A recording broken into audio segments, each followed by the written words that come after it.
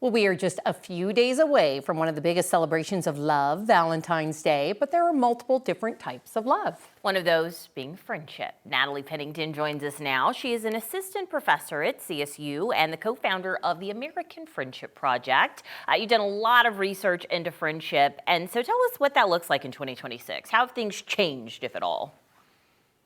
One of the things that we found in studying friendship these past few years is that the number of friends people have has actually been pretty stable. So more people have more friends than we thought. There was a concern, I think, for a little bit that not people didn't have as many friends.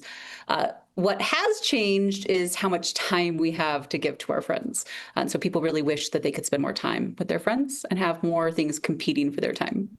And considering like how much we are online, right, or on our devices, have you talked to us about this loneliness epidemic?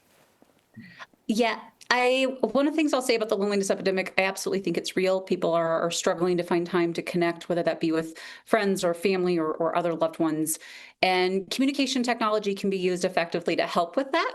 But sometimes people might turn to technology as a way to escape. And so they're, reading content or flipping through, they're not talking to people. So one of the things that I really encourage is the active engagement, right? If you watch a funny TikTok video, send that to a friend to talk to them. Don't just watch the video.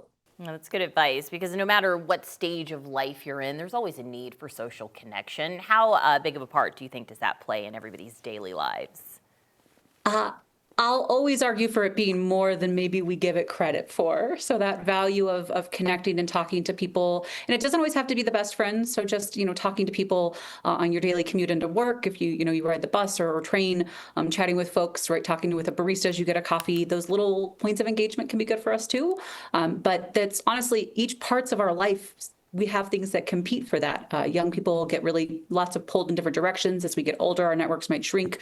So part of what I definitely encourage is no matter what life stage you're in, really trying to prioritize that connection.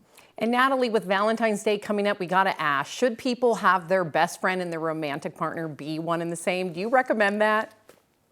So in the research I did, and I was glad for this takeaway, it's sort of a both and. So it's really valuable to value friendship with a romantic partner, right? For me, my husband, I love him.